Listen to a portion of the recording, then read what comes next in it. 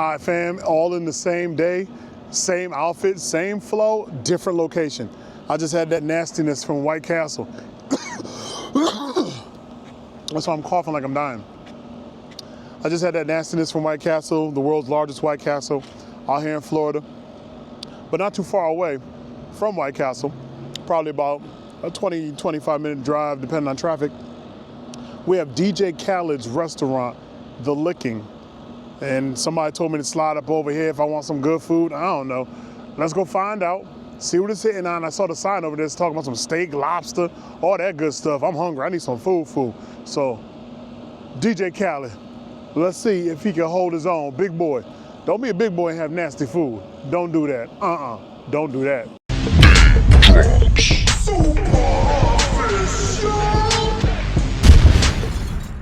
Out here in this plaza, I gotta go over there to Target too.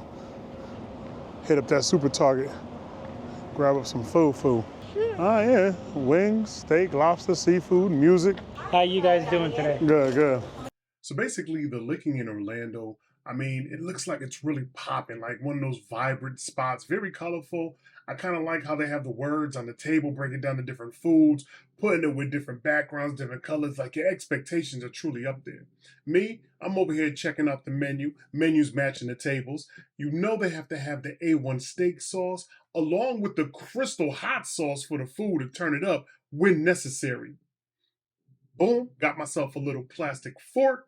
And I gotta show you this mac and cheese. Now, upon first look, I wasn't really impressed. The yams do look like they could be some sweet little boo things. Nice little bite to them. I hope they're nice, soft, and moist by choice. As far as my steak and shrimp combination, I'm not gonna hold you. They put so many onions over my steak, I couldn't even really see that thing. And the plate itself was actually hella greasy upon touch. But over here, once again, looking at the food, looks like it's been flavored and seasoned up proper. Wifey got the lemon pepper wings. They had a lot of wetness on the plate. She got the rice to go with it and the collard greens. I wanna get into it. First up, that mac and cheese. I told you it was looking a little sketchy, Dutch. Almost sort of dried out. They got it in this nice little red mini bowl to kind of match the plate itself. I was like, dang, let's get into this thing. I dug up off into the mac and cheese. There was no strong cheese pull, and upon the bite, it was automatically dry, family. It wasn't even like a multi-cheese, no creaminess, no nothing. Just the noodles, a little overcooked. And the cheese itself, it was like a less better cheddar type situation. It wasn't nothing that was seasoned right. Maybe could have used some salt and pepper, whatever. All I'm saying is that mac and cheese was whacking. Please, son, don't you ever do this again. I won't. At the end of the day, when it comes to macaroni and cheese, when you have somebody who really knows what they're doing, it is going to be cheesy. It is going to be bountiful. You are going to be able to move it around with the fork. You're going to be able to hear that mac and cheese sound, that whoosh, whoosh, whoosh, whoosh, whoosh. Okay, mac and cheese don't make sounds like that, but it does sound creamy. This was not that, family. I had to go ahead and just kind of collect my thoughts about it at the end of the day. Wasn't really feeling it, but we really got to move on. So why not go ahead and get into these yams, baby? Now, the yams, oh, I dug up off into them things. Stupid soft, but it's more so about that bite of delight. Oh, man, yeah. Sweet. That brown sugar booger popping on a handstand. Oh my goodness, these yams were everything. Such great flavors. Nutmeg, might have been regular sugar, regular Domino sugar up off in there, but they were cooked just right. They weren't hard upon that bite. They were nice, soft, melted in your mouth. These are the yams that you want to combine with something else. Make something else better. You know where I'm going with this one. Yeah, you know exactly where I'm going. I'm thinking, put them yams with that mac and cheese, Dan. So I want to go ahead and get into the grilled shrimp. Now, the shrimp, again, looks really flavorful, heavily seasoned, looks nice and plump. I messed around. I took a bite. That shrimp did bite back. It had great flavor to it. It might have been Old Bay seasoning over the shrimp. Well, these bad boys were cooked with a little bit of extra love, and me, I just kept busting them down, family. It wasn't like that nasty shrimp that has no flavor, that shrimp that might have been expired and tired. This is the type of shrimp you could keep beating up, and it keeps getting better every single bite. At least that's what mine did. I bit them things all the way till all of them were gone. I won't even hold you on that one. But we really got to move on to this steak. Now, I moved all the onions off to the side of my steak. I really was hoping for like at least medium steak, not medium well, not well done. This steak was definitely well done. And when you see it like that, fam, don't have high expectations because that bite is gonna be a lot of choo-choo activity, right? And the steak wasn't as well seasoned as the grilled shrimp.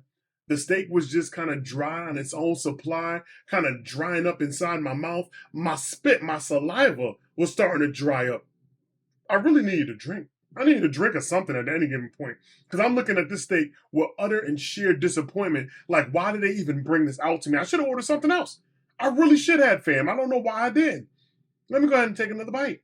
Why did I even take another bite?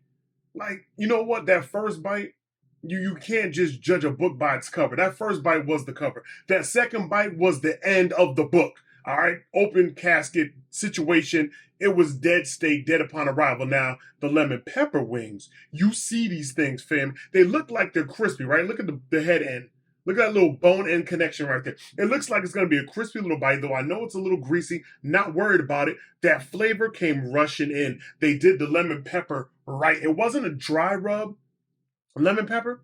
It was like a greasy, slightly wet rub, but it doesn't matter because even the chicken was cooked through and through. This thing was cooked to the bone. So as you were taking that bite, the great, again, that is like a tang, that zesty tang that kind of pops from the lemon tartness, but that pepper up there kind of subdues it just a little bit. So then therefore you have some good chicken with nice skin at the end of the day. I had to keep tearing that thing up right there. Like it took the ash off my lips from that dry steak. Made me actually feel better. Now, family, I have to get into the collard greens.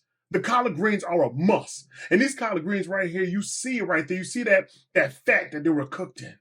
And these collard greens are wet too, family. Now, if these things are spicy, oh, it's about to set my life ablaze. So I went ahead, I took a bite of the collard greens, and instantaneously, the spicy kick up popped off inside my mouth. I was so excited because these things didn't really even need that crystal hot sauce. They were already spicy. They were already flavorful. They were robust. They were dripping with love. Now, you got to take something like that and definitely mix it in with something else. So I grabbed myself up a little drinky poo, something to hold me down for the crown, right, family? But what's most important is I mixed that mac and cheese with the collard greens, and it fixed the mac and cheese because the greens were already wet. That's what the mac and cheese needed. It needed some wetness to it. The greens were already flavorful. That's what the mac and cheese needed. It needed some flavor to it. So I was like, look, get the mac and cheese, the collard greens, and of course, don't stop there, Dame. Get freaky with it. I have to make sure that I put... Wait. Yeah, come on now. Those yams with it. There we go, baby. Now, that's when you have that trifecta of flavors because the yams are sweet, collard greens are spicy, mac and cheese is dry. That combination right there was something for my taste buds. Something that just made my whole entire inner face just explode with passion. And that's all I'm checking for at the end of the day. Good food from a subpar location. This spot, if anything, the Lick in Orlando, I could probably just go ahead and really give it like that, 3.5 at best. 3.5, go take a bath, because it ain't getting no more than that. You're lucky your collard greens and sweet taters done saved you. Ooh.